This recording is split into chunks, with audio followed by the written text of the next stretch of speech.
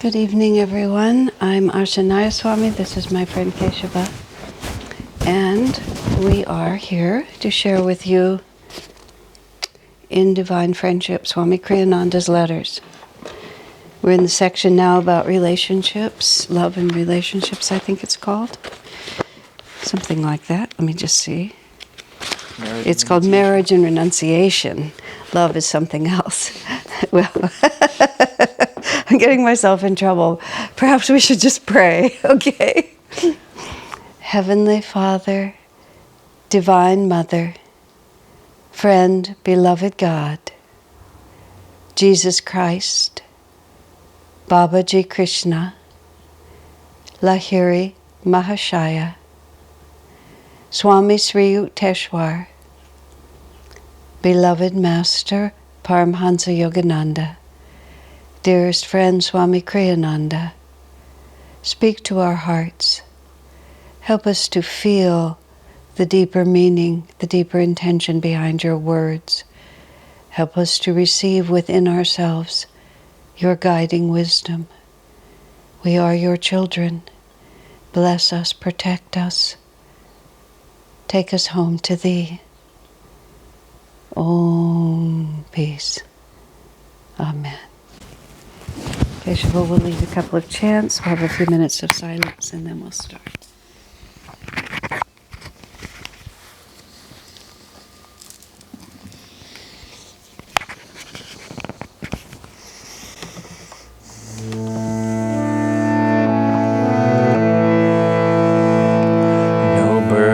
No death, no caste have I, no birth, no death, no caste have I.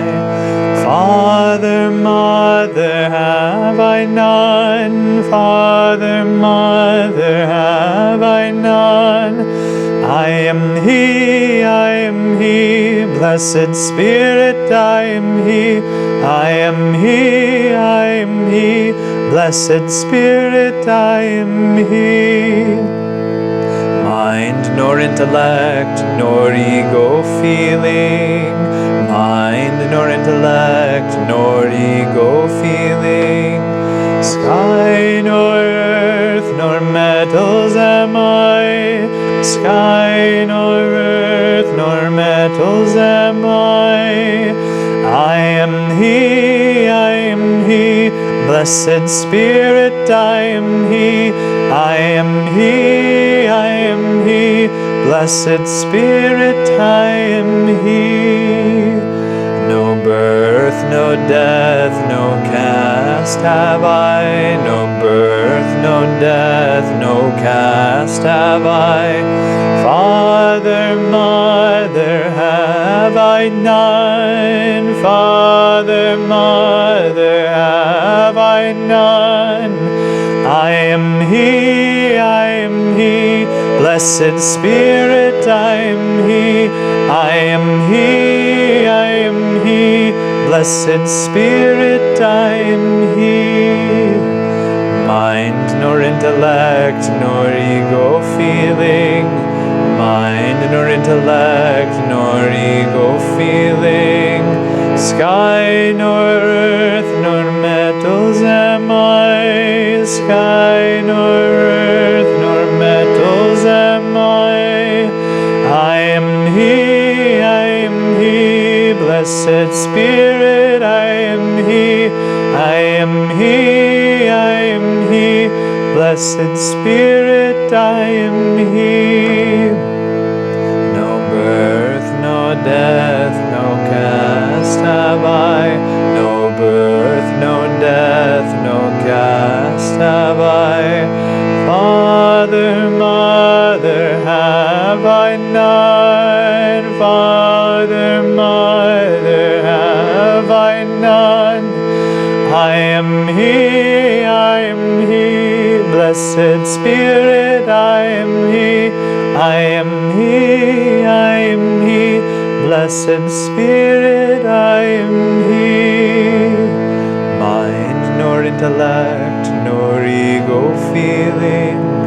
Mind nor intellect, nor ego feeling. Sky nor earth, nor metal sky nor earth nor metals am I am He, I am He, blessed Spirit, I am He, I am He, I am He, blessed Spirit, I am He, oh, I am He, I am He, blessed Spirit, I am He, I am He, I am He, blessed Spirit, I am He, I am He, I am He, blessed Spirit, I am He, I am He, I am He, blessed Spirit, I am He.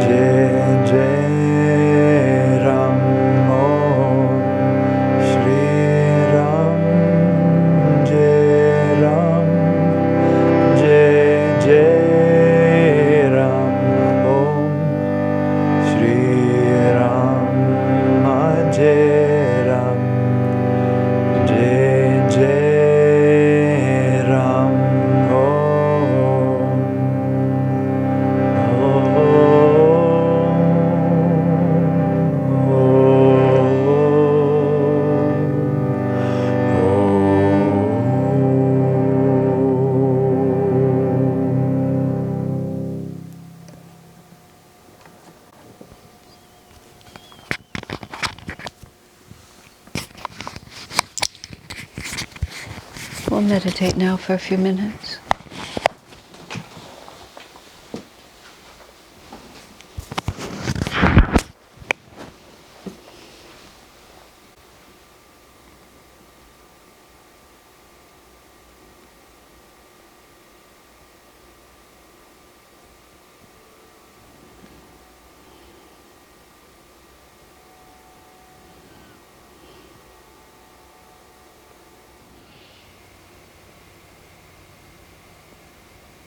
Om, peace.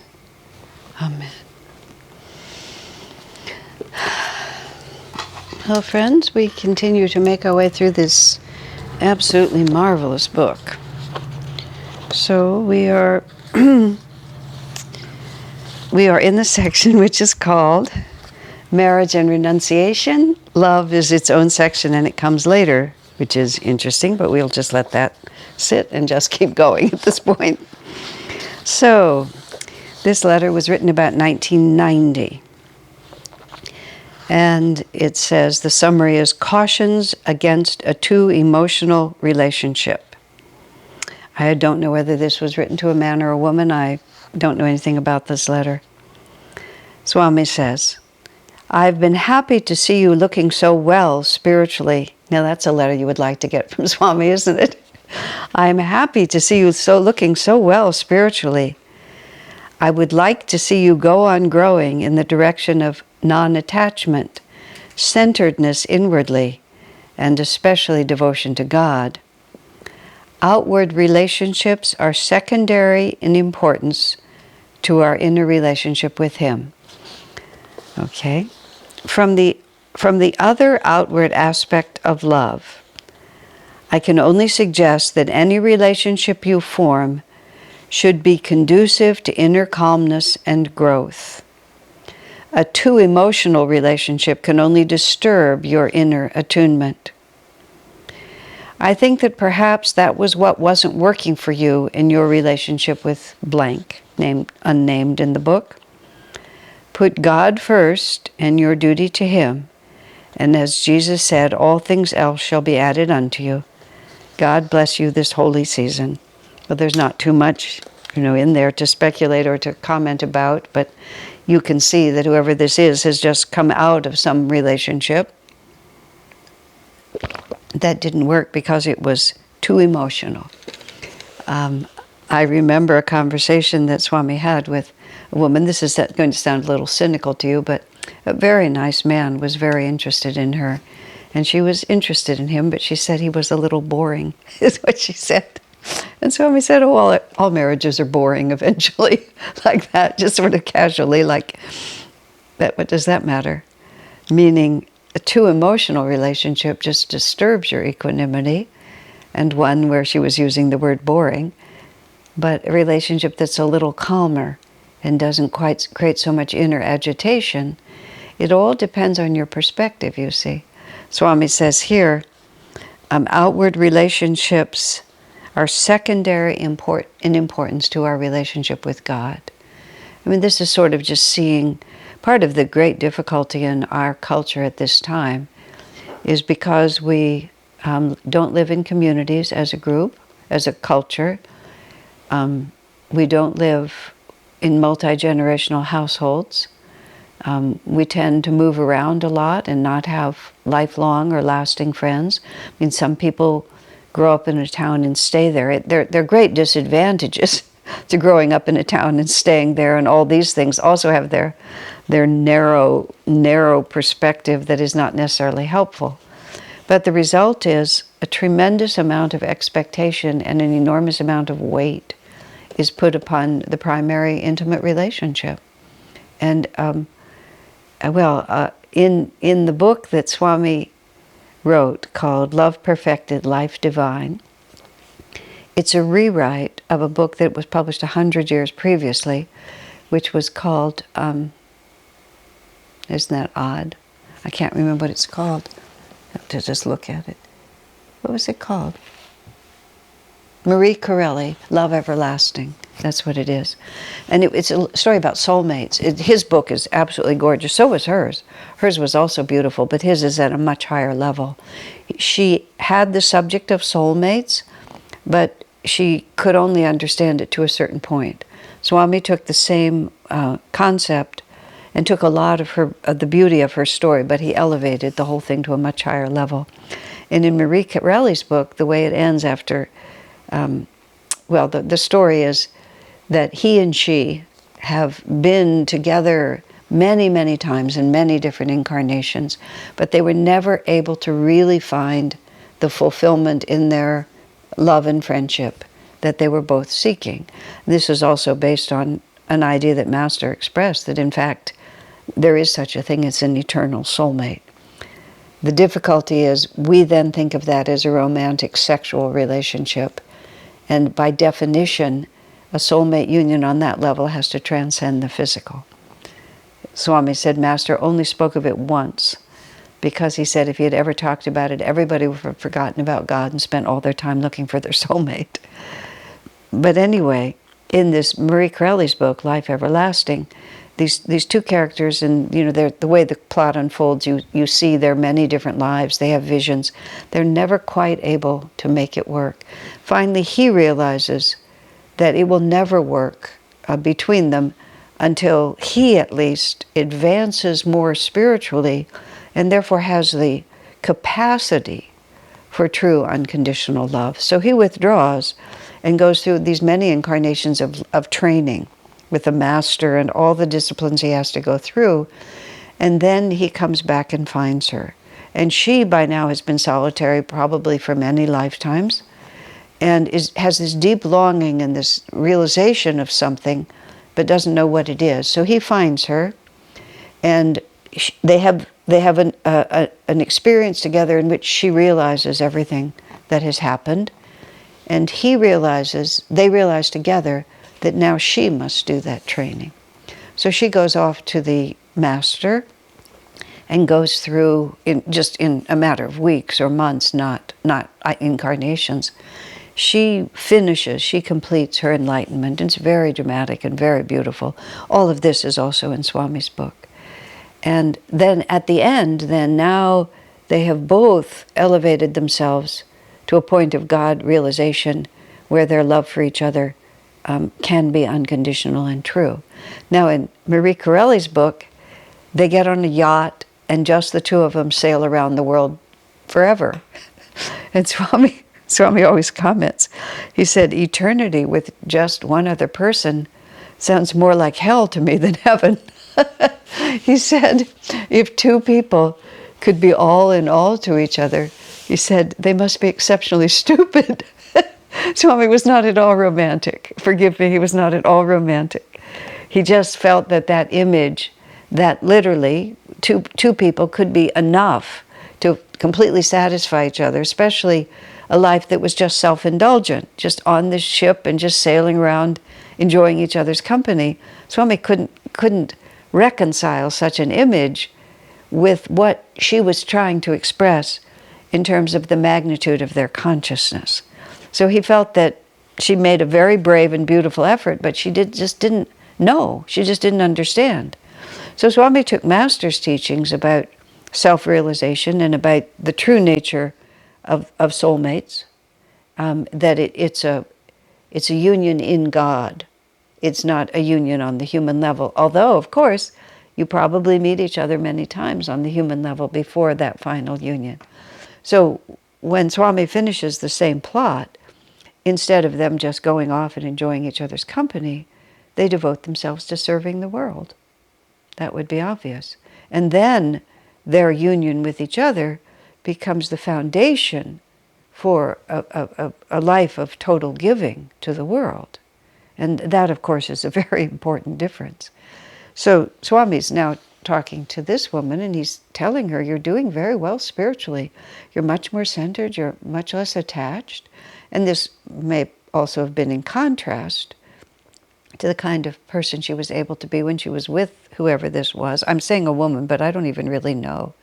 With this other person where the attachment was so emotional, it was always pulling her into an emotional spin and pulling her away from the clarity of her relationship with God.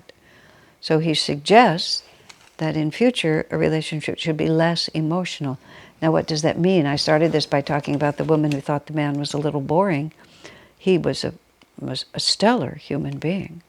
I mean, I knew all the characters involved, and he just was a stellar human being, but he wasn't a brilliant wit or anything like that, but his character was outstanding, and his spiritual dedication was as well. And, she passed up a good chance there. But that sort of, Swami just looks at it more objectively. less about what I want, what I imagine, what my dream image is, and he just looks more at character and how over the long rhythm an alliance can be the platform for serving the world and the basis for ever deeper attunement with God. It's a very, very personal thing, and even Swamiji really, he would suggest, but he would never declare, because it was just people have to work out their own karma. So this question was asked in 1974, September of 74. The spiritual reasons for sexual moderation is what this is about. As to your question about sex, the thing to realize is that nothing in God's creation is wrong in itself. There is often a choice, however, between good, better, and best. Walking in the woods can be inspiring, but if one did that to the exclusion of meditation, he would be forsaking a greater inspiration for a lesser. It's a very perfect image, isn't it? You can't complain about walking in the woods, but meditation is likely to take you into a deeper state of consciousness. So he wants to start right off from the beginning of just never thinking that sexuality, that there's anything wrong with it. It just is what it is. And then you have to ask yourself, what other choices do I have? Swami says, sex is undeniably one of the strongest instincts of human nature. Swami said to me once, he said, sex is just a physical compulsion. He said, like the need to eat or to put a sweater over your shoulders when you're cold. And then Swami sort of sighed a little. He said, I wish we could talk about it more calmly. He said, if we could just talk about it more calmly, he said, everything would work more easily. It's just part of being in a human body. Sex is undeniably one of the strongest instincts of human nature. I'm going to just put a little word in here too. Viktor Frankl, who was a psychiatrist who spent many years in a concentration camp. He was a Jew in Austria at an unfortunate time and was arrested when he was 24. I believe he lived 4 years or more. It was a long time in a men's concentration camp. And as a psychiatrist and as a doctor, he not only experienced it, but he observed it. And he said it was astonishing to him that even when men were merely dead, almost dead from starvation, he said the sexual impulse in them was still alive, which is really quite a comment. He said he would have expected that would have died away by then, but it was still there. So, because of its very strength, however, it can take precedence over finer feelings and perceptions, making it more difficult to develop such refinement. There it is. He just says it. Because it's so strong, sometimes it takes dominance over our finer feelings. I mean, this is how people get themselves in so much trouble. They make alliances that they really shouldn't make. They indulge in relationships that they know may be hurtful to other people. People are unfaithful or perfidious. You know, they should be loyal in one place, but the nobility of loyalty is overcome by the strength of this instinct. And he just puts it so simply, it sometimes takes precedence over finer feelings. That's all. We lose our judgment. We have what we know is in our long-term interest, and then what we have is in our short-term compulsion. We make a choice between them. These are our finer feelings, our long-term commitment. This is the compulsion of the moment. And because this is so strong, sometimes it dulls our perception and we lose track. But that's just a statement. You know, that's not a, you're damned to hell. That's just a, this is what we're working with.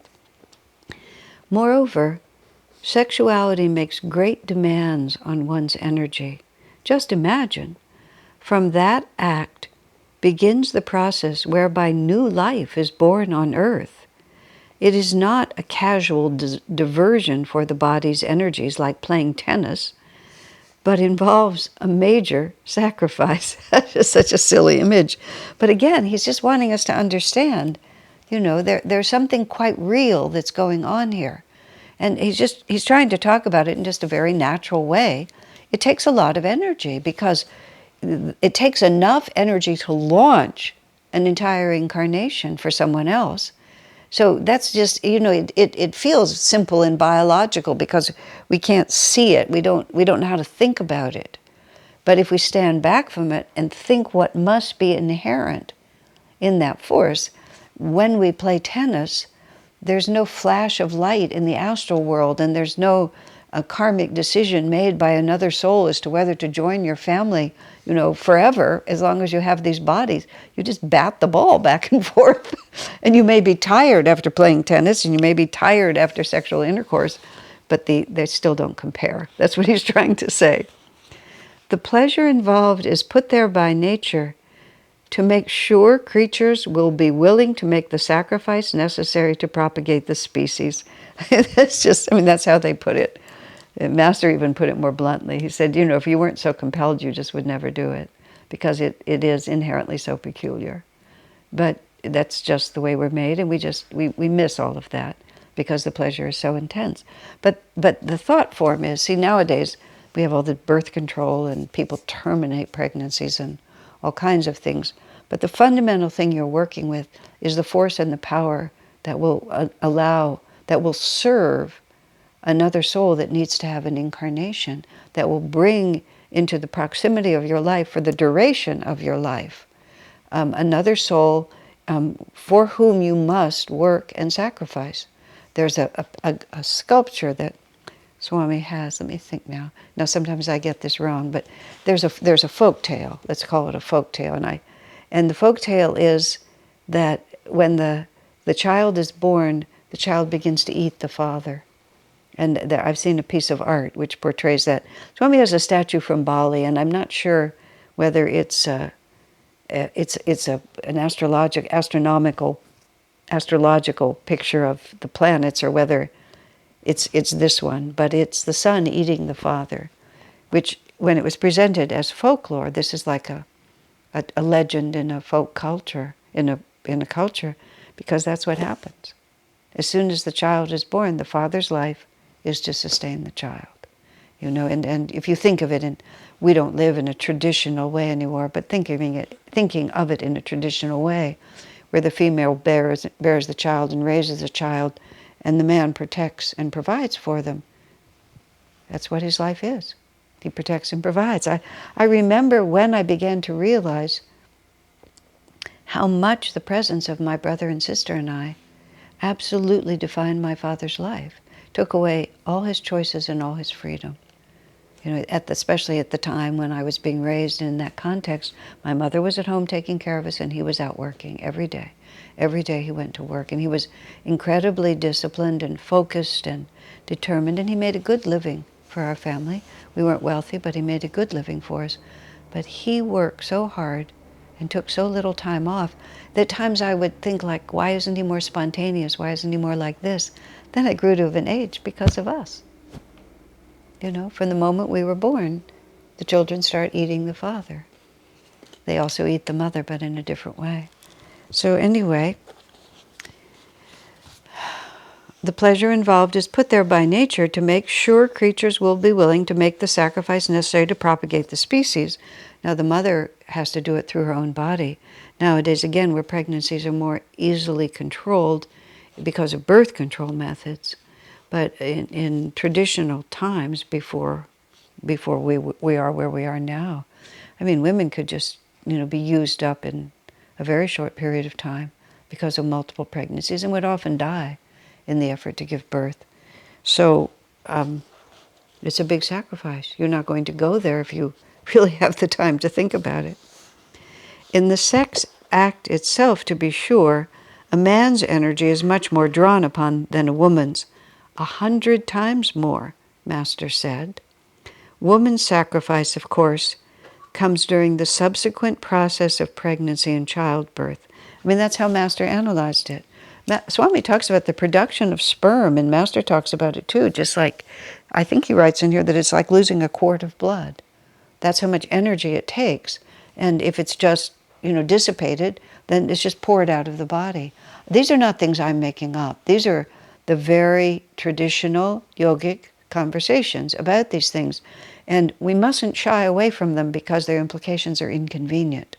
We have to just say, okay, this is what we're dealing with. And we're going to talk in this letter also, and in this, about the compensating factors for sexuality, but the compensating factors don't in any way negate these, that the impulse is so strong it overcomes our finer feelings, that the energy it takes out of men is really enormous. In a certain context, I asked Swamiji, about celibacy for men versus celibacy for women. And on the level of dissipating energy, he said it's more important for men to be celibate. There's more dramatic benefit for men. But he didn't necessarily recommend it for anyone, because for most people it's not a practice that leads to greater freedom. That was how he would put it. No, we get to that. Anyway, Master said it's 100 times more energy expended by a man than a woman, because the woman's sacrifice comes during the process of pregnancy and childbirth, and in a traditional society, the necessity afterwards to devote herself to raising the children. In our culture, we have found other ways of doing that. I don't know whether they're to our detriment or our benefit, but it's certainly more liberating for women than it used to be. But women would just be tied to the children. That's just what you would do. You would become pregnant, you'd give birth, and then you just take care of them. But woman, too, loses subtle energy through sex. So he says it's not nothing. It's just not in proportion. Mind you, I'm speaking primarily of a subtle energy, and here's a very interesting point. I'm speaking primarily of a subtle energy that worldly people never miss. And that is a very interesting sentence. But the more one advances spiritually, the more he can really feel the loss. And this is why most people will say, what? I don't know what you're talking about. Because it's a loss on a subtle energy, on a subtle level. It pulls you into a consciousness, and it drains energy in a subtle way that most people do not notice. So this is another thing. People operate on different levels. I've been a vegetarian since I was 18 years old, pretty much. I mean, at 19, maybe I got really perfect at it, but just like that. And I just eat a very light diet. I'm just very used to it. And most of my Ananda friends, of course, are vegetarian. Some eat fish or a little chicken or something. But every so often I'm in company where people just eat, heavy foods. And I can see the effect of it. But for them, it's normal. It doesn't feel heavy to them. Whereas, if I had to try to eat something like that, I would feel it so differently, because I'm just operating on a different wavelength. And so when you're operating in a very materialistic way, in which much of your energy is just participating at a certain level, what happens through sexuality, you really literally don't notice. There's heavy beat music playing, there's fast-paced, perhaps violent things on the television. Or even if you're a very refined yogi, still we're just not subtle enough to feel it. And this is the positive side, there's an enormous compensating energy if the relationship is more than just physical. If the relationship is more than just physical, an enormous amount of energy also comes back. And that's what has to be understood. So it also depends on the context, on who you are and who you're with, and what your attitude is while it's happening.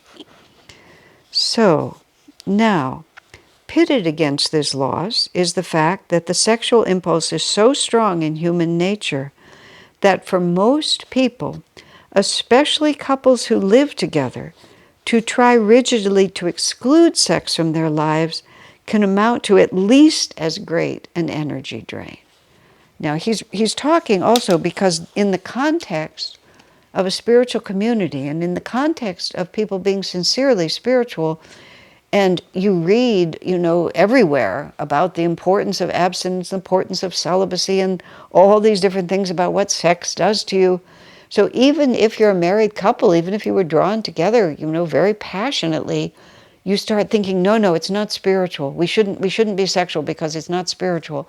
You're living together, you're often sleeping in the same bed, you have a very intimate life, you've known each other in a sexual way, and all of a sudden, boom, no more. And the effort to rigidly exclude that from your life drains more energy out of you than it would be just to have a moderate sexual life or even a vigorous sexual life, because it's who we are. This impulse is just too strong. Swamiji said to me once, most of the trouble I've seen in devotee marriages, he said, is about sex. I rather cheekily said to him, sir, that's not a very original comment, that sex would be our biggest problem.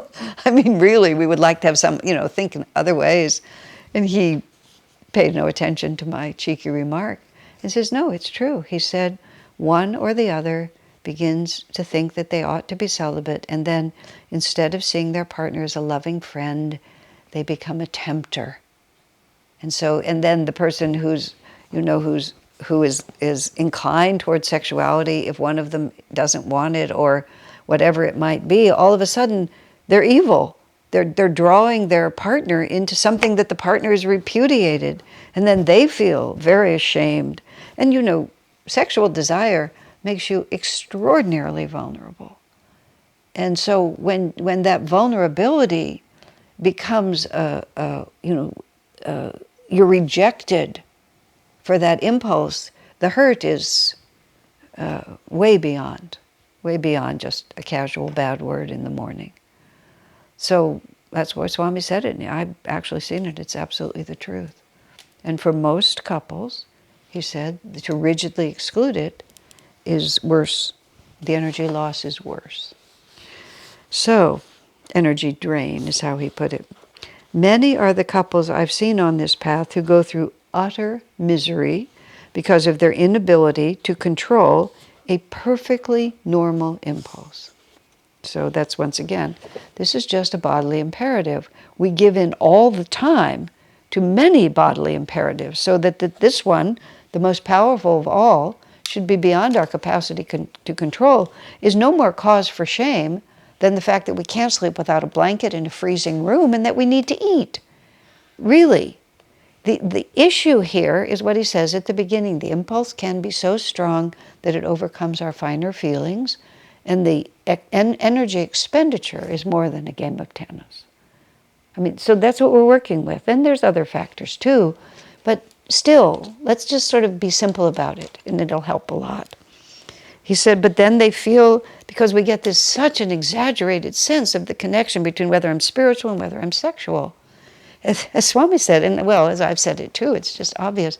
The sexual impulse is a desire for closeness. It's a desire for intimacy. Yes, it can also be just a desire for gratification, and I don't care about you. That can also be there. But let's assume a modicum of unselfishness in this. Even just a cheerful recreational attitude, it's just like, this is a nice thing. We're close, we have fun, or else we're deep and we bond on a deep level. I mean, I'm not talking about just selfishness. But let's assume, as I say, a modicum of refinement. And then, if we can't control that energy, all of a sudden, we're damned to hell. And it's just, I've seen couples, as he said, make themselves absolutely miserable because of their inability to control a perfectly normal impulse. You see how exaggerated it becomes? That's why he's trying to talk about it like that.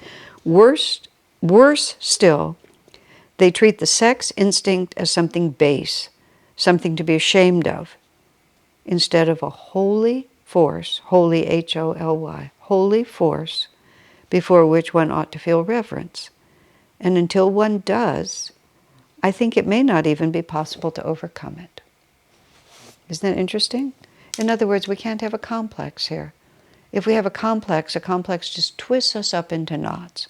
Being ashamed because we're still compelled by sexual energy, thinking, just trying to rigidly exclude it from our lives and being exhausted by the constant vigilance that requires. This is a perfectly normal impulse. It's divinely inspired. God made us this way. And I mean, that's what we always have to say. Now that's not a justification for, libertine indulgence, but it's a fact that God made us this way. And this is this extraordinary power by which souls can have the opportunity to incarnate and work out their karma. And parents can have the opportunity to love and cherish and sacrifice and give. and enjoy and be loved and have all kinds of happy things happen. It all starts from that force. It's really awesome, really filled with awe.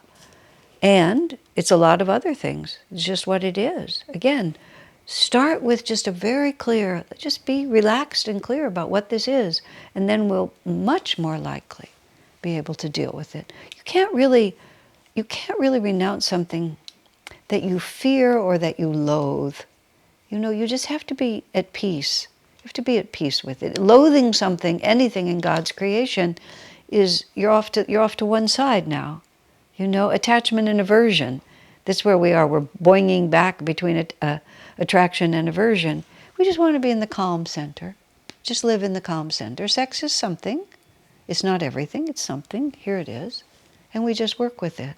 And it's a beautiful potential for on many levels, not merely procreation, but procreation being fundamentally involved with it gives us an idea of, wow, we're, what an extraordinary creature God has made us. What an amazing thing. I've never borne children in this life. I'm sure I've had many in many other lives. But it's just an amazing thing. There's a baby, then there's a toddler, then there's a grown-up, then there's an adult person. And somewhere at the beginning of that, there was sexual intercourse. Unbelievable, really. I mean, that's what he means by holy reverence. My goodness, what a world we live in. And all the creatures do the same. The little puppies and the kangaroos and everybody. It's an amazing, these tiny little creatures. Everyone starts as a tiny creature. Sometimes when I see really big people, I think, once you were a tiny creature. Isn't that just incredible? You were so small and now you're so big. And there was just this huge biological miracle that went through all of that. My. So, Sri Yukteswar said that when sex is in a normal, healthy state, one's appetite for it will be infrequent. This is important, that one realize that excessive indulgence is debilitating, especially spiritually. Infrequent enjoyment, moderation, in other words, is permitted and should be an act of joy and love, never of shame, if one is ever to get out of this lower joy into a higher joy. Elsewhere, Swami says, the problem is that word moderate. What one person thinks of moderate may be near starvation to another, or overindulgence to the point of unbearableness for someone else. So moderate has to be, Swami actually in his expansive marriage, or marriage as a path to self-realization, or whatever it's called now, he says sexual intercourse in a couple should always be a special occasion, is how he put it. He said, if it ceases to be a special occasion, he said, that's when you have to think about whether you're conducting yourselves properly. And I thought that was a very interesting way to put it, because it doesn't just become something mundane that we do because the impulses arise. As Swami said, well, because I crawl into bed and there you are. That's how he put it once. He was very unromantic. He could just say it. If it just becomes something that, well, because there you are, well, there's a pint of ice cream in the refrigerator, so I'm going to eat it. It's just like it loses all its potential. Potential for uplifting, for harmonizing and uplifting the energy of the two who are indulged in it. Because sex is ideally, it's a very private experience between two people who have a commitment beyond that experience. In a traditional world, they would be committed to make a family. They would be committed to a lifelong relationship. They would have a role in society. They would have a commitment to their parents. There would be a context. And to live together in harmony lifelong is not so easy. It's easier to love someone than it's easier to make love to someone than it is to make a life with someone. That's really the way you have to think about it. And so sexuality can be part of what makes it easier to make a life together. Because if that sexual relationship is is positive and uplifted and trusting, filled with trust. And if each person in it can fearlessly open themselves because of the confidence that their partner will respect their vulnerability and will respond to it appropriately, then this very, very deep connection can form. And that very deep connection becomes the foundation upon which a life can be built. And if we try to deny that energy, we're basically cutting one of the building blocks away from that foundation, unless, and I'm not sure if it's in this letter, I think it's in a subsequent letter, unless both partners are in complete harmony and it's appropriate response for them to put the sexual connection aside or make it play a very small part in their lives, because the foundation is already there and it doesn't require this physical reinforcement. You see the difference? It's not like, oh, if we're going to be spiritual, we have to renounce sexuality. It's that our connection is so deep that we don't need to affirm it this way anymore. And the impulse within us has moderated to the extent that it doesn't drain energy from us to push it aside. So, and that is the next thing to understand, namely, that there are higher joys before which sex becomes a mere distraction and no longer an emotional necessity. That's just what I was trying to say. The horrible problem in our society is that sex has been elevated to a level that no mere physical compulsion can actually fulfill. It's just a physical compulsion. It's your physical body. Your physical body is just what it is. And sexuality is a very physical experience. If there is more between the two partners, then sex can affirm that and even actually propel you, into a deeper reality. But even still, there are higher joys compared to which sex is just a physical distraction. But don't imagine that you can say, therefore that's how I feel. It's a perception. It's not a concept. And so that's where we're going spiritually, but we can't get there any faster than we can get there. Do, therefore, Swami says, whatever feeds your inner joy. So now Swami's talking to someone about, as to your question about sex. He's given this long philosophical explanation with all these different things. Now he's giving this person, man or woman, specific advice. Do, therefore, whatever feeds your inner joy. That's just like, there it is. What is the criteria? What is moderation? What is appropriate? Do, therefore, whatever feeds your inner joy. So now we have to be honest to our experience. And if, physical sexuality really makes me happy, much happier than I am when I try too hard to control it, be frank about it. That's who we are. Then try to build a more refined construct, between you and your partner. Ideally, your partner is not plural. Maybe your partner is just one. But whatever reality you're living in, do therefore whatever feeds your inner joy, ever seeking a subtler and subtler joy in the divine self. So that's also part of it. Okay, so maybe my sexuality is still very strong with my partner or in my life, whatever it is I'm doing. Okay, so that's part of my life, and I'm meditating and I'm chanting and I'm praying to God and I'm having satsang and I'm reading spiritual books. So this is making me happy and this is also making me happy. So I'm just refining my nature, and then everything in time begins to balance itself out. He says, and even at the time of worldly enjoyment, I love the way Swami puts that, relate that joy inwardly to the joy of the self. Meaning, always, feel that it's God's joy flowing through you. God made us as sexual beings, and He's not embarrassed to be there when you're making love. Believe me, he's seen everything. It's no surprise to him. So you just, in your heart, here we are, Lord. Thank you for giving me this beautiful body and this, this working body and this partner who enjoys it. Isn't this wonderful?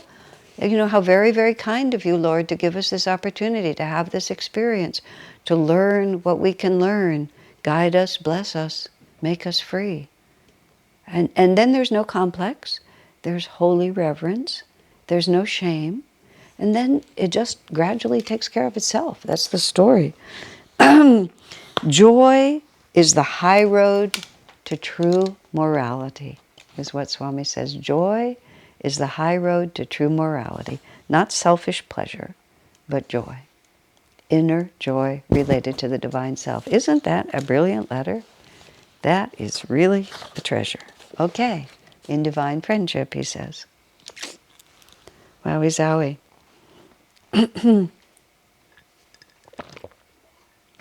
So, now we're going to about 1985.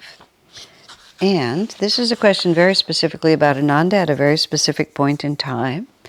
Can one be a monastic in a community of householders? I believe somewhere in the course of these classes I summarized Swami's own history with relationships and what the community went through, and about 1985 is right in the middle of that. In 1981, the community was becoming way overbalanced toward monasticism, and the idea of Ananda being a householder community was just falling by the wayside. Swami was very concerned. We were also becoming collectively somewhat false in our spirituality, thinking more about what we ought to do than what we felt guided to do by God. The monasteries were swelling, and a lot of people were in there I've lived in the renunciate world. I've been on both sides of this question. For those who are true renunciates, you're there because it makes you really happy to be there. You're just happy, traveling light, having no attachments, having no commitments, having to answer to no one. It makes you very, very happy. That doesn't mean you're happy every minute, but that way of living makes you happy. It's not, well, Swami, he said this somewhere. The phrase was, "This then to me is renunciation, to kick aside all limitations and to embrace infinity." And that's the spirit of it. This is joyful. This is freedom for me. Not, well, I'm serious on the path, and Master says you should be celibate and I shouldn't be attached, so I'm just going to join the monastery. And we were getting there. We were going there in the community. It was off. So Swami felt guided by Master. He met a woman in Hawaii in the February of 81. He put down his monastic life. He became a householder. That relationship did not work. By November, she was gone. And it was quite a kerfuffle, but from February to November, everybody in the community, once the dust settled, got to ask the question, where do I really belong? And basically, the monasteries just shrank. And a lot of the monks and nuns married each other, because who else would they marry? They were the most in tune with each other. It was just like Swami raised the question, what is it that you really feel inspired to do? And when that question was asked, the answer was a lot different than what we'd been asking until then. Also, it was an astral moment. It was like Ananda really needed to become a householder community. And that 10 or more years of monastic training prepared a lot of people to have the inner strength that they needed, not merely to marry, which is effortless, but to actually be a couple without in any way diminishing their spiritual dedication and commitment. And I just don't think it would have been possible 10 years before. It was that 10 years of training that made it possible. And Swami started it. But when that woman left at the end of November of 81, it was, this letter is 85. But what happened after that, which is a few months later, Swamiji met Rosanna, and she was a very suitable partner for him. and he met her in Italy. She was an Italian woman. Ultimately, the fact that she was Italian and the fact that she was so deeply engaged with her own spiritual community, which was charismatic Catholic, in her home in Italy, even though she and Swami in 1985, I think it was 85 in September, they married, and they were together for about 7 years. But ultimately, the life that Swami lived was so, the vibration of the life that Swami lived was so different than the life that suited her that eventually they separated around 92 or something like that. I think it was 7 years. So in 1985, what was happening, and this is a letter from such a one, but I'm not married, I want to be a monk or a nun, whoever this is. Can I do this now in what's just become suddenly a community full of couples? Where is the place of monasticism now? Because where it had been disbalanced in that direction, now all of a sudden there were just a handful of monastics left. A few of the original monastics never married, but the majority did. Some didn't stay married, but most at least went into the householder life for a while. So it was really a question. So Swami writes, "The dilemma you pose is a serious one, however, to which I see no solution as yet. We have a community. The only way we can have such a community is for it to be one composed primarily of householders." This was also, you see, monasteries have existed for centuries. So to set up a monastery based on Master's teaching, even though, of course, it would be a monastery based on his teaching, but in India, such ashrams are common.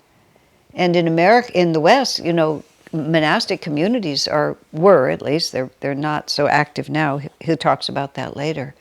But they have been. There's no revolution in it. Master's revolution was that spirituality can be integrated with what people think of as everyday life. And the communities that Master envisioned were not monastic, specifically not monastic. They were communities for householders and people with children. So, because it was a new idea, it was a Dwapara Yuga idea. Master's organization claims that he came to start a monastery, but Swami says that's just not at all true. Why would an avatar come to start a spiritual revolution and then just use the form that's always been used? So Swami was on the horns of a dilemma. We are a community, meaning that we are trying to follow Master's model of this intentional community. The only way we can have such a community is for it to be composed primarily of householders. Celibacy is desirable on the path, but it is not practicable in an absolute sense for most householders. The ideal suggested by Lahiri Mahashaya, who was of course himself a householder, was moderation with abstinence in time as a goal. On the whole, I think this works best, among other reasons, because it is more in tune with actual realities. Abstinence as the goal in time, because there is a natural ebb and flow to sexual attraction. And there's the factor of both the familiarity, experience, and age. All of these things play in, and an ever-deepening connection between two people that requires sexual union, that has less and less need for sexual union to affirm it. So, as I understand it, the idea of platonic love, somebody told me this, was actually this model, that a relationship that starts passionate over time grows into being platonic. It doesn't sink into being platonic. It grows into being platonic. The problem in our society, with the incredible overemphasis and exaggerated belief in the greatness of sexuality, is that when sexual passion becomes less urgent between two people, our society tells us, well, it's time to move on and restart the overwhelming sexual urgency again. The problem is, if you look around, it's not working very well, because it's fundamentally a flawed concept. And we were talking enough about sex before, so I won't go back to it. It's not that sex isn't something, but it's not as much as our society tries to make it. As you have said, Swami's writing to this would-be monk or nun, our strongest devotees seem on the whole to be those who are married. This is one actual reality, and one that we may as well try to understand in order to know what God wants of us at this time and in this village. That which is in harmony with the divine plan flourishes, that which goes against the divine plan withers and eventually dies. So he says, I want to go back to the first sentence. The dilemma you pose, can I be a monastic in a community of householders, is a serious one, however, to which I see no solution as yet. So Swami's Swami never tried to hide from things as they are. He always was perfectly willing to see things as they are, and then given these actual realities, what can we do? Where are we trying to go from here? How are we going to get there? What are the obstacles? What are the strengths? What is possible? What is real? So at this time, the strongest devotees all seem to be married. Isn't that interesting? What are we going to do about it? Then he says, well, you can also, sometimes you can tell what God's will is by looking around and seeing what's happening. So he says that which is in harmony. I mean, we were Ananda, especially by this point, we were a deeply sincere group of people. We were not self-indulgent. We'd proved ourselves multiple times collectively. We'd had many tests and many trials and tribulations through which we had come with great steadfastness and courage. So if this is the point that the community has developed to, then we should respect it and trust it, and not and feel that, well, this is what God has. We are deeply sincere. This is how God is manifesting through us. Let us try to work in harmony with that, rather than just have an abstract ideal. Celibacy is better. Bang, there's celibacy. That's not what's happening. So what are we going to do? That which is in harmony with the divine plan flourishes. That which goes against the divine plan withers and eventually dies. I have certainly seen many celibate men and women who do not seem to be flourishing spiritually, though others, of course, do thrive in a single state. So he's saying, celibacy per se is no guarantee that you're going to be spiritually strong. He said, I've seen lots of celibate men and women who do not seem to be flourishing. So it can't be inherent to celibacy. He says, at the same time, I've seen many who do, but not always. But I think the two important things to achieve are inner self-control and non-attachment, rather than mere outward abstinence. Now see, this is all, and Swami eventually founded the Nayaswami order on this, which is, it's not the form, it's your inner consciousness. So to be celibate in itself is not necessarily anything unless it's a corresponding level of inner self-control and non-attachment. Otherwise, it's just a form. These two mental states, I find, are strong here, non-attachment and inner self-control, stronger than I have seen in many monasteries. Now, that's interesting, isn't it? Here we're living, so many of us as couples, but the inner state of consciousness that abstinence is supposed to promote seems to be flourishing anyway, inner self-control and non-attachment. When one sees our Ananda members alongside the monks and nuns in Assisi, Italy, for example, and of course when you go to Assisi, the streets are paved with monks and nuns. It's just everywhere you go, you see them. So that image was quite vivid for anyone who'd visited Italy. You just see all these Catholic nuns all over the place, and monks. When one sees our Ananda members alongside the monks and nuns in Assisi, Italy, one cannot but be struck by the spiritual light in Ananda eyes, in contrast to the relatively dull look in those of most, perhaps, of those outward renunciates. And sad as that is to say, I have to say it's true. You just see these crowds of monks and nuns, and you know they're dear people. There's no objection. But in the sound of their voices, in the way they move their bodies, in the conversations they have with each other, in the look in their eyes, you sometimes you see it, but more often you don't see the kind of inner freedom and inner radiance which you commonly see among Ananda people. So by their fruits ye shall know them. That's what Master said, that's what Jesus said. I would never gainsay the statements of great masters like Sri Ramakrishna. Now, obviously, whoever wrote this is, and see, this is what happens. Master will write, Sri Ramakrishna wrote, many great masters write, extolling with tremendous commitment the absolute necessity to conquer sexual impulse. And it's a fact. And so this is again where we get a little confused. And this is one of the reasons why Master said, you know, that Scripture alone cannot be your teacher. You have to have a guru. Because Scripture can say lots of stuff, but you have to know, and this is what he calls the art and science of Raja Yoga. The science is true. And in the previous letter, I was just talking about the nature of sexuality. It just is what it is. That's the science of it. But the art of it is to know what to do with the science so that you will end up with a beautiful piece of art instead of just a dry, withered person following the rules. So Swami says here, I'm not going to contradict Sri Ramakrishna because apparently there was something quoted. Of course, that's also true.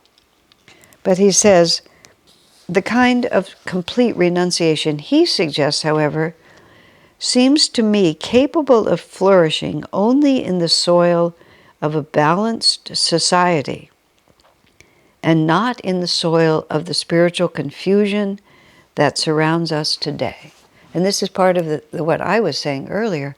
When in the early 1980s, when Swamiji sent me out to start giving classes, and one of the subjects that I often talked about was marriage and relationships and sexuality and all of this. I felt it was so important to people, it had to be talked about. And but I said to Swamiji, I can't say to people, I said, I know Master said you should be absolutely celibate, then you will attract your perfect soulmate. You know, he has all these very clear and very specific rules, and all of them are about abstinence and restraint. I said, you've taught us, Swami Kriyananda, you've taught us, me, that I have to make suggestions to people that they can actually do, and I have to help them move from where they are toward where they aspire to become. And if I start saying things like that, nobody can do that, sir. It's just not the way we live. It's just not the way we live. And I said, I sort of need to tell you this is what I'm going to be saying. And Swami just said, of course. Just of course. It doesn't mean that what Master and Ramakrishna said is untrue. It just means that we have to apply the science with art. And that was the previous letter. I don't need to reiterate it. But you see how they balance. You have to know what God is calling you to do. Because otherwise, in an effort to control something that's beyond you to do, you will lose more energy than you will gain. So, our job now, as I see it, and what he's also saying is, in a traditional society, men and women are kept separate. Even as children, they're kept separate. They're educated in separate schools. Clothing is modest. You know, music is refined. Entertainment is uplifting. In our society, I mean, this is so, you can see I have a lot of feelings about this, but there used to be something called children's clothes, and that children would dress like children because they were innocent. Now, especially the girl children, I don't know, parents think it's adorable to put them in little miniature sexy costumes. And so little girls are dressed in very sexual costumes, and they look just like their sexual mothers. So and they dance to very sexual music. You see little children, dancing to this hard beat, very sensual music and making very sensual moves, and everybody thinks it's so cute. I think it's horrifying. And so when you grow up in a world like that, where sexuality is so all-pervasive, You can't. Restraint is just unthinkable. And you're encouraged to experiment, and you're expected to experiment. It's fine. That's what it is. This is early Dwapara. We're breaking forms. We're trying to find out what's true. I'm not a prude at all. And, it's fine. And every saint has a past, and every sinner has a future. I mean, that's the way it is. This is what we're working with. But you can't then pull Sri Ramakrishna out of the 1800s in India and paste him on top of California. It just doesn't work. So Swami's not repudiating anything Ramakrishna says, but that has to happen in the context of a balanced society, and we do not have a balanced society right now. Just as simple as that. So we have to adjust to the times. The teachings vary according to the needs of the disciple. The application of the teachings, not the teachings. The application of the teaching varies according to the culture in which it's being experienced and the needs of the disciples who are trying to live it. And that's what Swami's saying. Our job now, as I see it, is to concentrate on bringing spiritual awareness back into society as a whole, and not on withdrawing from the general spiritual route in order to find salvation selfishly for ourselves alone. In other words, we have to live in the midst of this. We're here, it's 2020 now, this was 1985, but it was all broken apart at that point. This is our job. Our job is to settle in the midst of this, rather than he calls it the spiritual route, and just pull away and go to the cave and say, I'm not going to mess with you guys. I'm just going to be a celibate monk all on my own. If you're called to that, that's great. I mean, there's nothing wrong at all with that. But that's not what Ananda was being called to. That's not what most of the people at Ananda have been called to. Our job is to live in the midst of this and figure out how to bring it gradually up. That's why Master told Swamiji, no, you've been a monk long enough. You need to marry now. And so he did. It was that. Master told him to do it. Swami says, this, I believe, is why at this time, monasteries throughout the world are practically decimated, and some of them empty. Some of the greatest of them reduced in numbers from thriving hundreds to a mere handful of tired old men shaking their heads sadly at the sinfulness of this age. I mean, that is really a fact. It's a fact in America, and it's a fact in Europe, and it's a terrible situation, because women or men, I'll think of women because I know some convents like this, they went in as a group as young women. And when they went in as a group as young women, there was a couple of generations ahead of them, and there were the older nuns, and the young women provided the vitality and the care and the outreach and the support, and the whole society worked because it was a constant flow of incoming novices who made the whole life work. And I mean, it's a beautiful life when it's working properly, and it's the right life for you. But the new vocations have just dribbled down to almost nothing. So what you have is elderly and elderly and elderly with nothing behind it. And it really is down to a trickle. The church that Ananda in Palo Alto occupies now as our temple of self-realization used to be a Catholic church. And as we understand it, the reason they sold it, because there used to be 8 parishes or 7 parishes in the town of Palo Alto, which is not very large, but there were enough active Catholics to support all those parishes. But what the problem is now is they're not priests to run those parishes. And of course, there's not congregations to support them, but the bigger issue is they're not priests to run them. So they sold off this church, and they've combined parishes because young men are not seeking that life. It's harder to be celibate in a society as chaotic as ours, with the upbringings that we've had, and celibacy does not feel as relevant to our society. Now, I'm going to tell you something Swami said, just speaking of Catholic priests and celibacy. Swami said this about 25 years ago. I don't know who was the Pope at that time. Swami said, If the Pope gives into the pressure and allows and gives up the rule of celibacy for the priests, the Catholic Church is over. If the Pope doesn't give up the rule of celibacy for the priests, the Catholic Church is over. And then he says, I'm glad I'm not the Pope. Because it's just an impossible thing. Now, according to Master and the whole idea of the yugas shifting, you see what's happening is that kind of institutional religion. Put aside the question of a celibate clergy. That's a completely different issue. Well, partially, but it's also a little bit off to the side. That kind of top-heavy, authoritarian, institutional religion is a Kali Yuga form.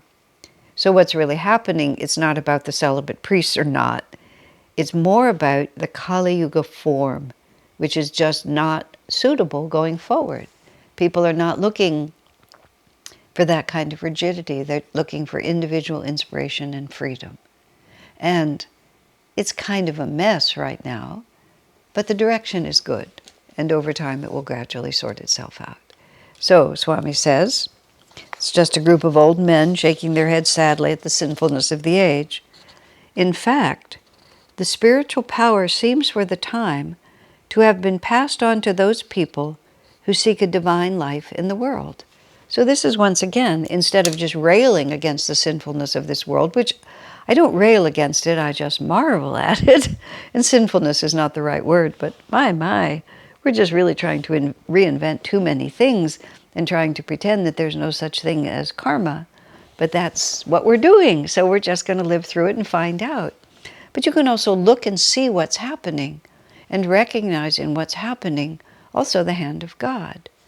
And the hand of God is just pushing deeply inspired spiritual people into the world. Many people who have left traditional monastic lives are because they feel they want a more spiritual life, not because they want less. They're not leaving because they want to be worldly.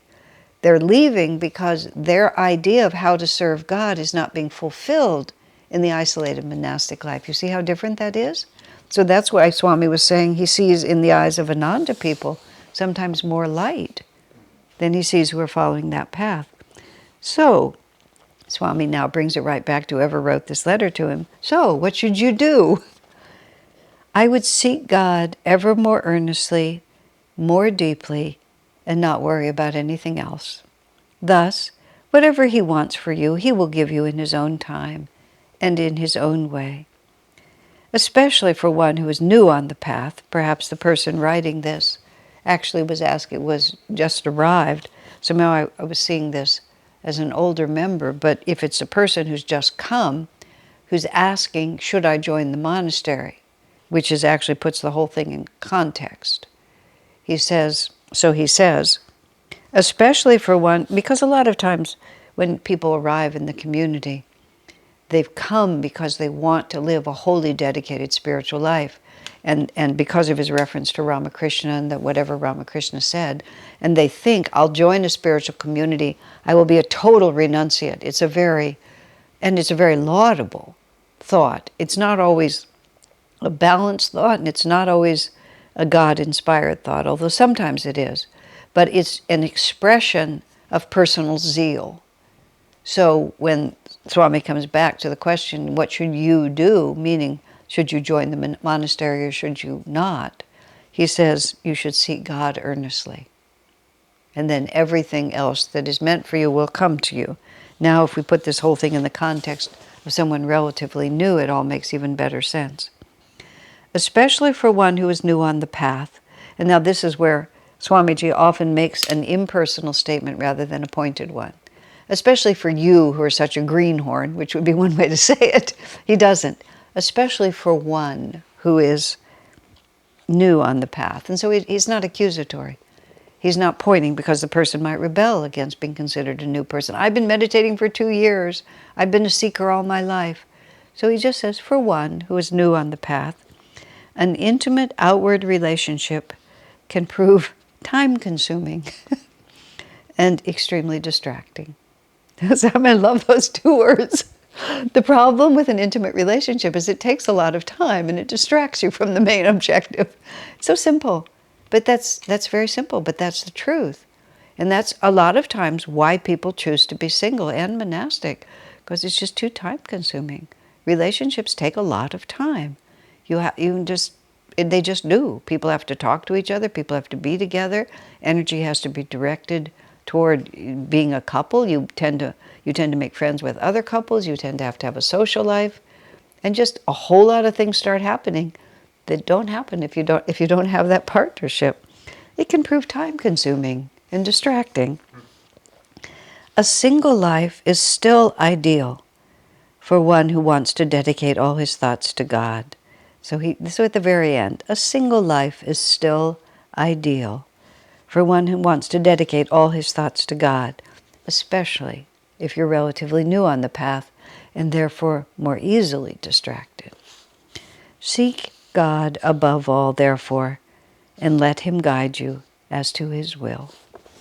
Isn't that beautiful? In Divine Friendship, Swami. Well, my friends, that brings us to the end of our evening, and a very interesting evening it has been. So I hope you've enjoyed it and learned something. I certainly have. And we'll see you next week.